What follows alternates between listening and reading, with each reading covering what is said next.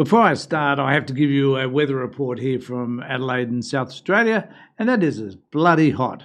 Right at the moment, here where I am, it's 45 degrees, which is hot in anybody's standard, and it's particularly even hot for us, where we quite often get temperatures in the high 30s, low 40s. So we're weathering through the heat wave at the moment, but I'm sure we'll get through this in the next couple of days. Hopefully it'll be cooler by Friday when I play golf. But I want to talk today primarily about another hot issue, which is what's going to be happening in the United States in relation to their efforts to take over Greenland. I've got a couple of suggestions to offer as to how we might choose to deal with the aggression which we're now seeing from the White House, and whether or not this will be allowed by the rest of the world.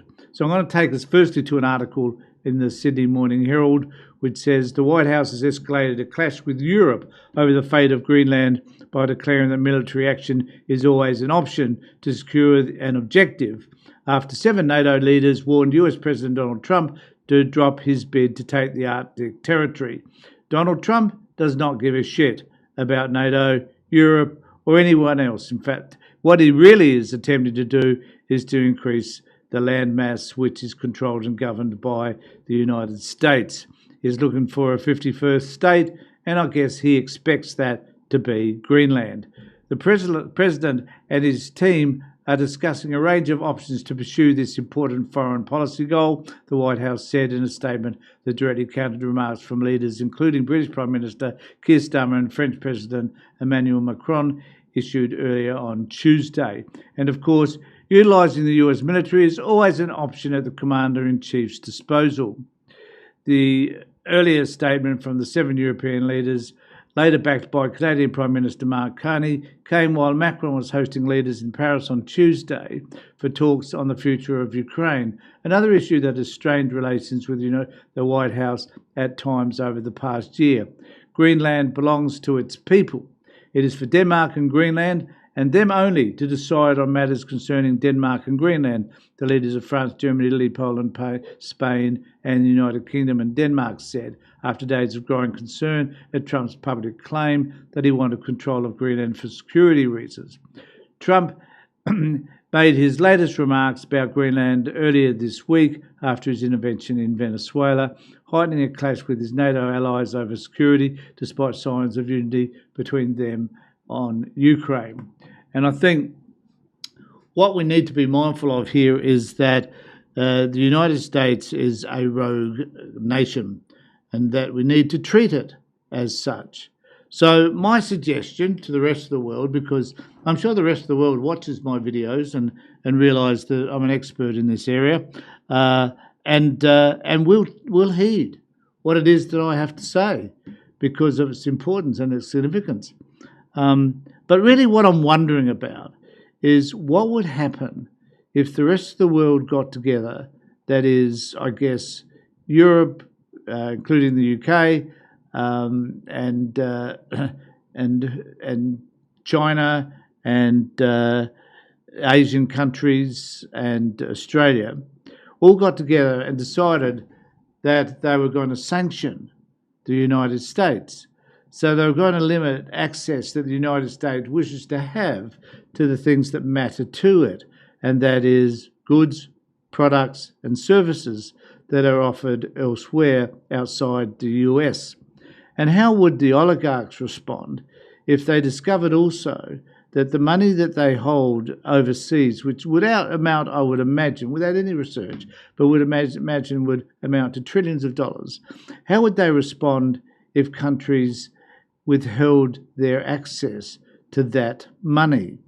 I think there's some things that the world could do to object to what the United States is planning for Greenland, and may punish the United States for taking an attitude which is really about flagrantly defying international law and flagrantly defying the wishes of the countries that should matter to its most, and those that are the countries that have alliances with it. I think that there is an indicator that generally leaders of these countries that I mentioned, France, Germany, Italy, Poland, Spain, and the United Kingdom and Denmark, are usually afraid of what Donald Trump is capable of doing. They're afraid of the power of the United States. But if they all found a way to make a stand against him by sanctioning the United States, restricting its power, restricting its financial avenues, then I am sure that the United States would stand up and take notice. One of the problems that there is right at the moment is that the people in the US don't give a rat's ass about Venezuela, Ukraine, or anywhere else. As is always the case with the United States, they're a self-centered, egoistic, narcissistic community. And so they're only focused in what their particular needs are at this point in time. And some of those needs are quite valid. Affordability, cost of housing, and other issues certainly plague them. So what can be done to make them aware of the issues that matter to the rest of the world? And is it going to be the reality now that the other countries will bow down to whatever the United States wishes? Now, Greenland is a country of only, 5,000 people, 10,000 people, I don't know what it is really, but it's only a country of a very small number of people.